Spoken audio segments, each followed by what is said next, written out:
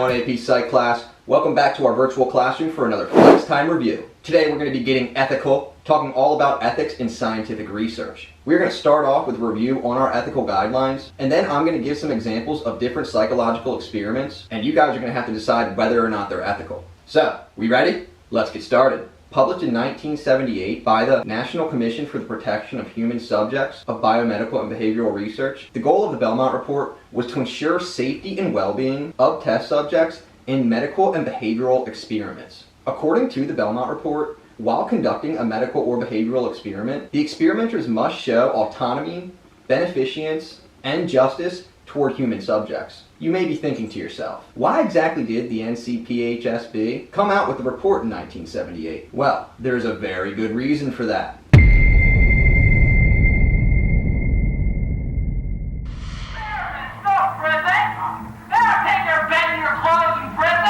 Keep going. Once I was blind, but now I see. I was 150 volts. Experiment. That's all. Get me out of here. I told you I have heart trouble. My heart's starting to bother me now. Get me out of here, please. Somebody give me a little help here, because I'm having a problem. I don't want one of these things coming on.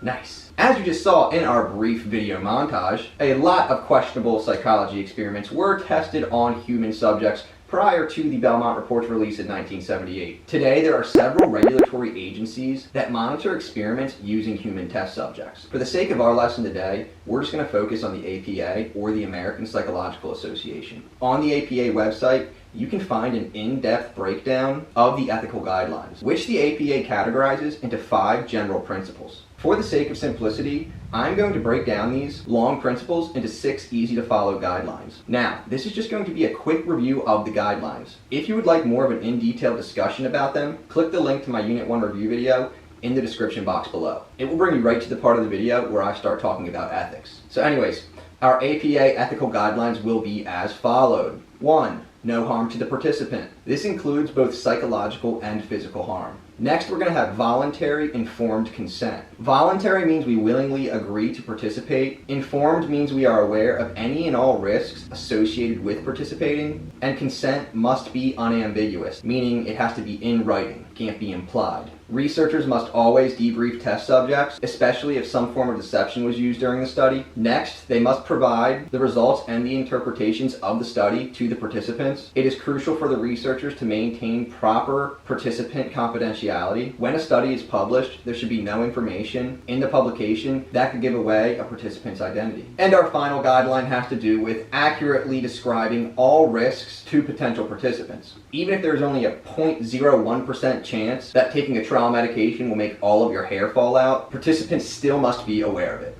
So those are all the ethical guidelines that we must take into consideration before conducting any type of psychological research. If these guidelines are not followed, a psychologist or any researcher in general could lose their job or their license to practice. Alright, so for this next section, I'm going to give you guys some examples of different psychological experiments, and I'm going to want you to decide whether or not you think the APA would consider that experiment ethical or unethical. So, be sure you are comfortable with all the ethical guidelines before continuing with the video. Our first study is going to be the Monster Study. In 1939, 22 orphans living in Davenport, Iowa became guinea pigs for University of Iowa researchers Wendell Johnson and Mary Tudor. Johnson and Tudor wanted to study the development and causes of stuttering in speech. The orphans were separated into 2 groups. Our first group of children received positive speech therapy and were praised for their fluency, while our second group received negative speech therapy, which included being belittled for any speech imperfection.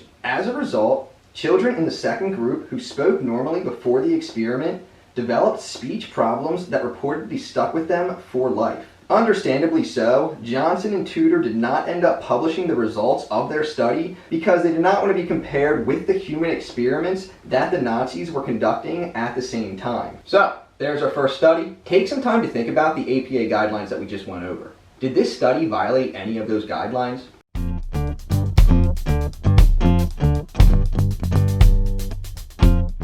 Since I'm a nice guy, I decided to start you all off with an easy one. Hopefully you guys were able to determine that today, this experiment would probably be considered very unethical.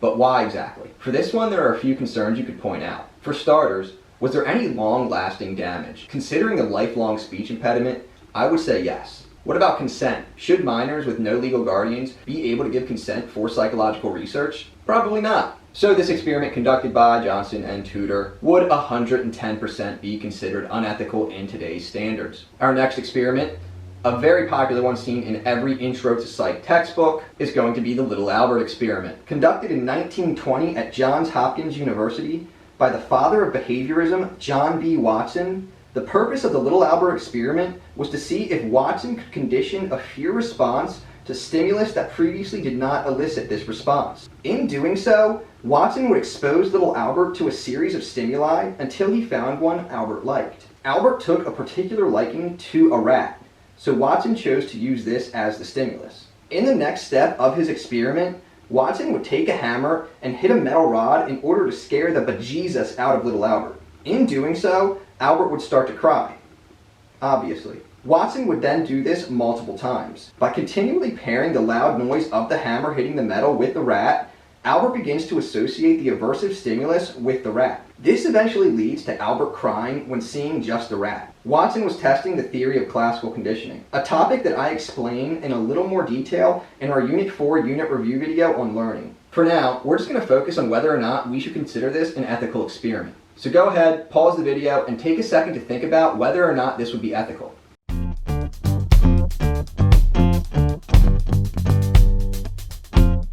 This one is a little trickier because there's not necessarily any long-term consequences from the study, as Albert started to exhibit extinction of the learned behavior in follow-up observations. Also, not too much is known about what happened to little Albert after the study. However, forensics teams do believe they tracked down the history of little Albert, showing him to be a boy named Douglas, who unfortunately passed away from a condition known as hydrocephalus at the age of 6. Hydrocephalus is just the buildup of fluids in the brain ventricles, which puts large amount of pressure on the brain and can lead to death. Arguing consent, seeing as how Albert was only a 9-month-old child and couldn't possibly give consent. However, his mother, who was very poor, was offered money from Watson to give consent for the experiment. Even with all that information, however, I would still consider this experiment unethical in today's standards. And now on to our last experiment. One of Watson's students, Mary Cover Jones, developed an extinction procedure known as counter-conditioning. Jones did this in order to reduce existing fears. Peter was a boy who was terrified of rabbits,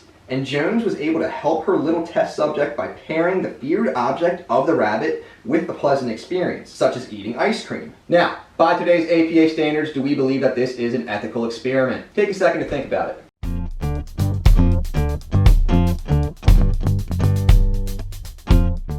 If Jones was given consent from Peter's guardians to use him as a test subject for her experiments, then yes, I would consider this ethical by today's standards.